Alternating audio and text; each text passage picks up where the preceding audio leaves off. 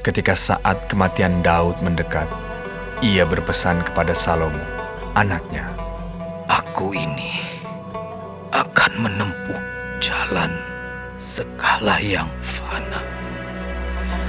Maka kuatkanlah hatimu dan berlakulah seperti laki-laki.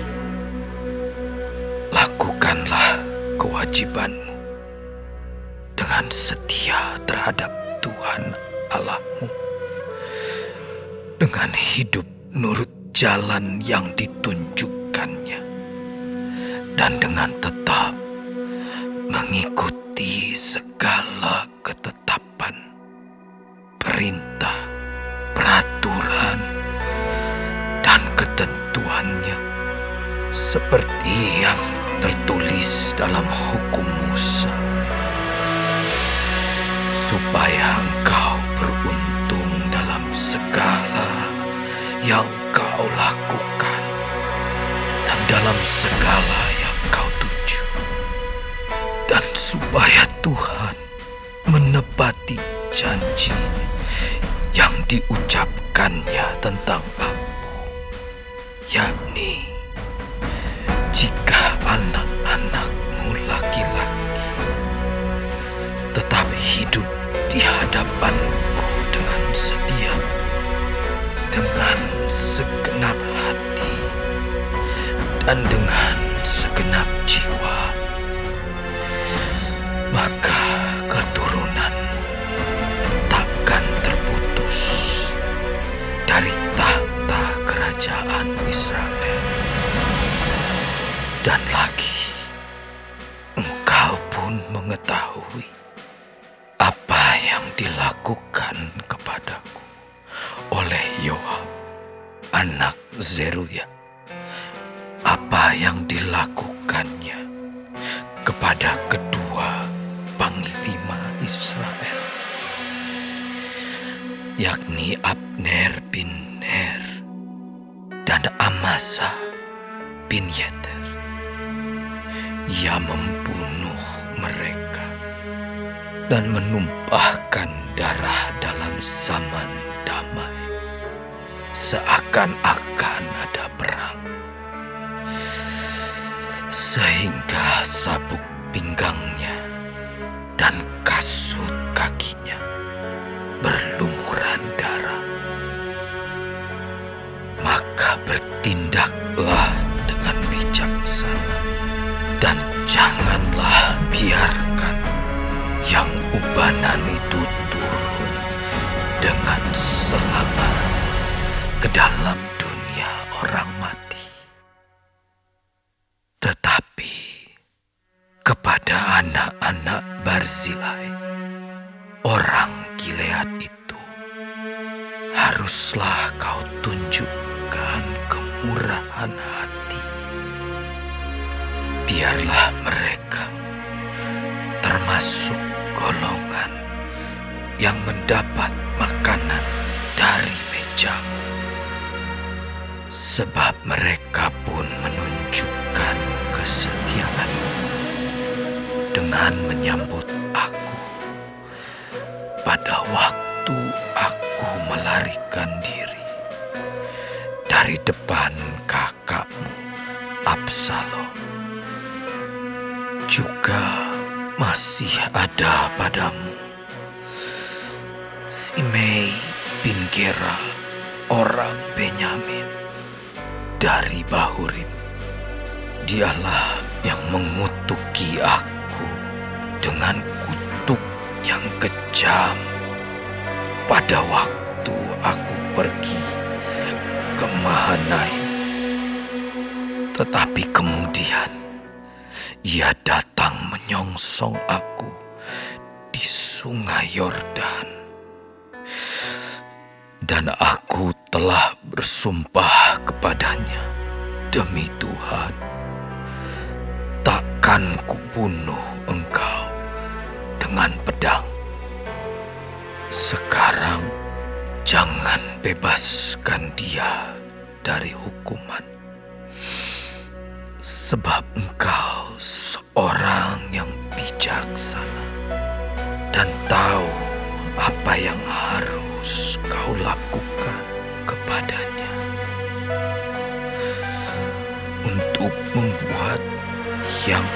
teladan itu turun dengan berdarah ke dalam dunia orang mati.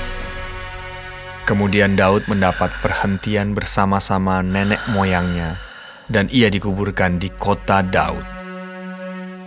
Dan Daud memerintah orang Israel selama 40 tahun.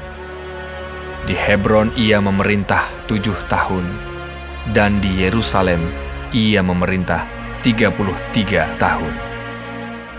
Salomo duduk di atas tahta Daud, ayahnya, dan kerajaannya sangat kokoh. Pada suatu hari, Adonia, anak Hagit, masuk menghadap Batsheba, ibu Salomo. Lalu perempuan itu berkata, "Apakah engkau datang dengan maksud damai?" Jawabnya, Ya, damai. kemudian katanya, Ada sesuatu yang hendak kukatakan kepadamu. jawab perempuan itu. "Katakanlah." Lalu katanya, Engkau sendiri tahu bahwa akulah yang berhak atas kedudukan raja, dan bahwa seluruh Israel mengharapkan supaya aku menjadi raja. Tetapi sebaliknya kedudukan raja jatuh kepada adikku, sebab dari Tuhanlah ia mendapatnya.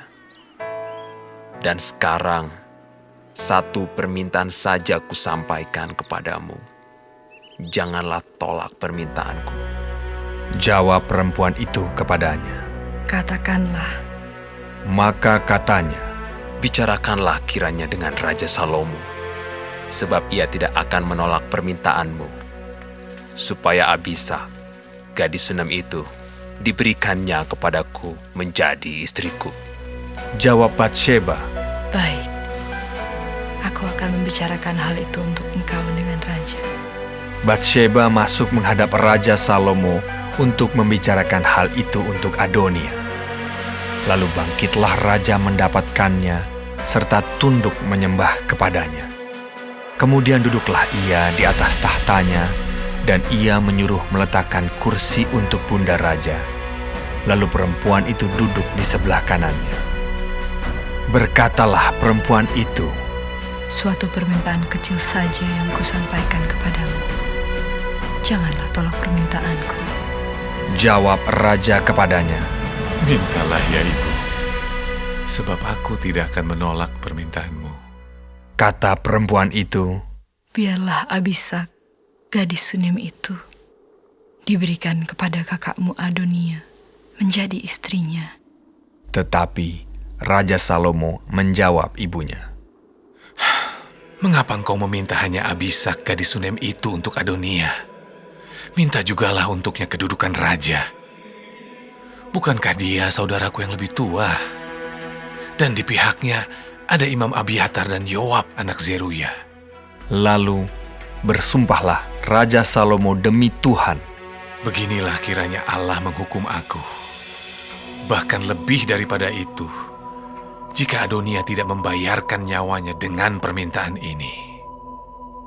Oleh sebab itu, demi Tuhan yang hidup, yang menegakkan aku dan mendudukan aku di atas tahta Daud ayahku, dan yang membuat bagiku suatu keluarga seperti yang dijanjikannya, pada hari ini juga Adonia harus dibunuh.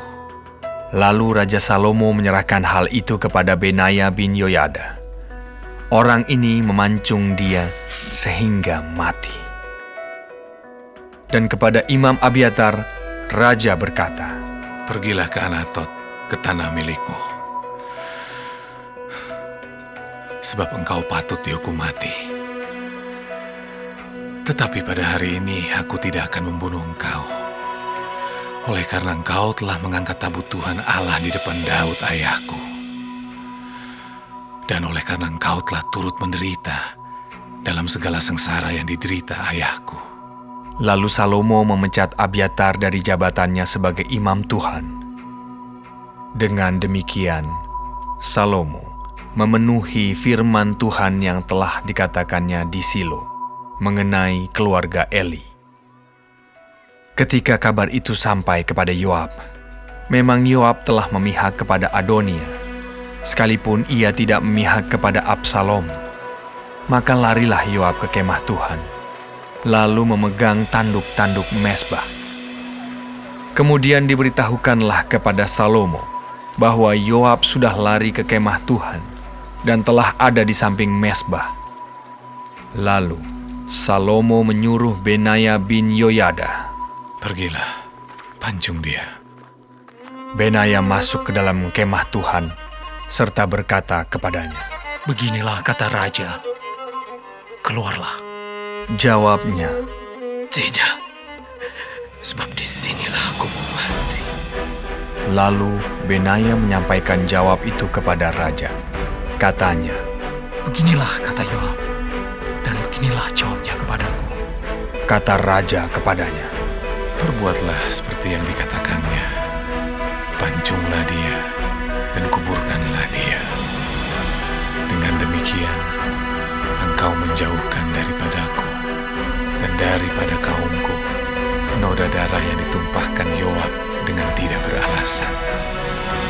Dan Tuhan akan menanggungkan darahnya kepadanya sendiri, karena ia telah membunuh 2 orang yang lebih benar dan lebih baik daripadanya. Ia membunuh mereka dengan pedang, dengan tidak diketahui ayahku Daud, yaitu Abner bin Ner, panglima Israel, dan Amasa bin Yeter, panglima Yehuda. Demikianlah darah mereka akan ditanggungkan kepada Yoab dan keturunannya untuk selama-lamanya. Tetapi Daud dan keturunannya, dan keluarganya, dan tahtanya akan mendapat selamat daripada Tuhan sampai selama-lamanya. Maka berangkatlah Benaya bin Yoyada, lalu memancung dan membunuh Yoab. Kemudian dia dikuburkan di rumahnya sendiri di padang gurun. Raja mengangkat Benaya bin Yoyada menggantikan Yoab menjadi kepala tentara. Dan raja mengangkat Imam Zadok menggantikan Abiatar. Kemudian raja menyuruh memanggil Simei dan berkata kepadanya, Dirikanlah bagimu sebuah rumah di Yerusalem. Diamlah di sana, dan janganlah keluar dari sana kemana-mana pun. Sebab ketahuilah sungguh-sungguh, bahwa pada waktu engkau keluar dan menyeberangi sungai Kidron, pastilah engkau mati dibunuh, dan darahmu akan ditanggungkan kepadamu sendiri.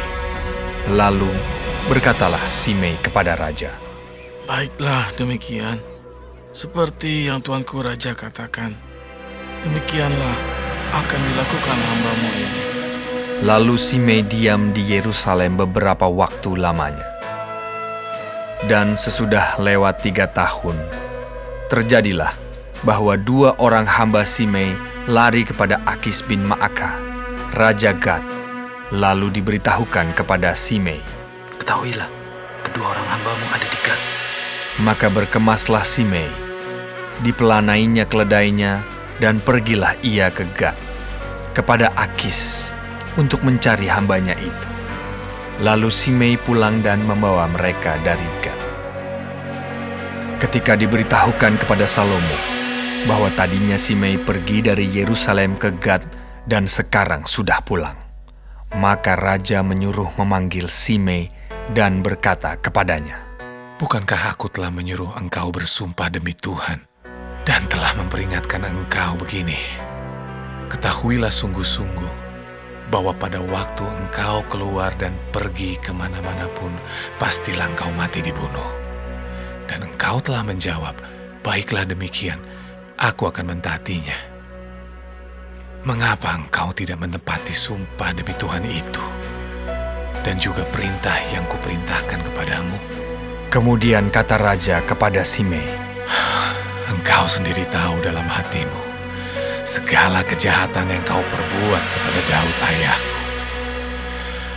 Maka Tuhan telah menanggungkan kejahatanmu itu kepadamu sendiri.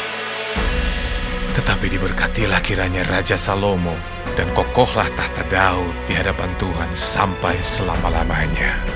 Raja memberi perintah kepada Benaya bin Yoyada, lalu keluarlah Benaya. Dipancungnya Simei sehingga mati.